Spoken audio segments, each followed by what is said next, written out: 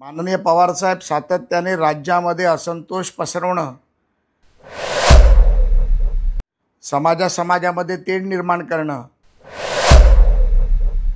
आणि सत्तेत असताना प्रत्येक समाजाला त्या समाजापासून दूर ठेवण्याचं काम जर या राज्यात कोणी केलं असेल तर ते त्याचे जनक आपण आहात। मला वाटतंय की आता खऱ्या अर्थाने मनोज दादाला सत्य परिस्थिती समजायला लागली। ज्या पद्धतीमध्ये मागच्या 15-20 दिवसापासून आम्ही मनोज दादाबरोबर चर्चा करत होतो, किंबहुना त्यांना वाटत होतं की आम्ही वाद घालत होतो, आज त्यांच्या डोळ्यासमोर सत्य आलंय। ज्या पद्धतीमध्ये काल सन्माननीय शरद पवार साहेबांनी वक्तव्य केलं की ओबीसी समाजाचे नेते आणि मराठा समाजाचे नेते हाके जी आणि मनोज दादा यांना एकत्र बसवून चर्चा करा। माननीय पवार साहेब सातत्याने राज्यामध्ये असंतोष पसरवणं, समाजामध्ये तेढ निर्माण करणं आणि सत्तेत असताना प्रत्येक समाजाला त्या समाजापासून दूर ठेवण्याचं काम जर या राज्यात कोणी केलं असेल तर ते त्याचे जनक आपण आहात।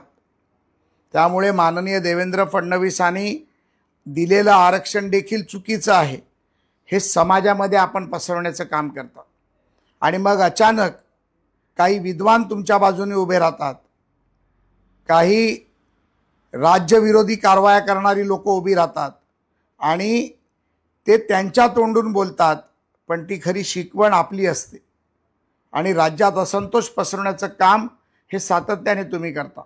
मनोज दादा, आता तुम्हाला खऱ्या अर्थाने कळलं की ह्या संपूर्ण आरक्षण न देण्याच्या षडयंत्राच्या मागचा रावण कोण आहे।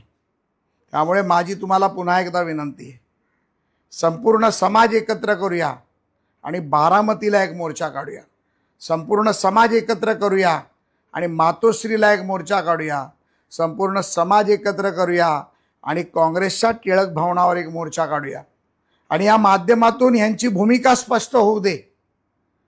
आपण जी मागणी धरली आहे ती त्यांच्या समोर येऊ दे। काल राज्याचे सन्माननीय मुख्यमंत्री एकनाथरावजी शिंदेनी देखील सांगितलं की सर्व पक्ष एकत्रितपणे येऊन आपण करूया।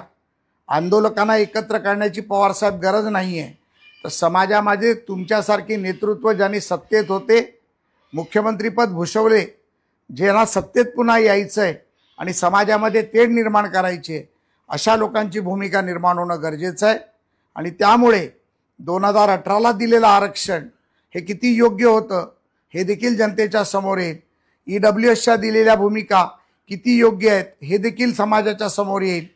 ओबीसी असेल, धनगर असेल, मराठा असेल, आदिवासी असेल, या प्रत्येक समाजाला एकत्र घेऊन चालण्याचं काम महायुतीचं सरकार करतंय।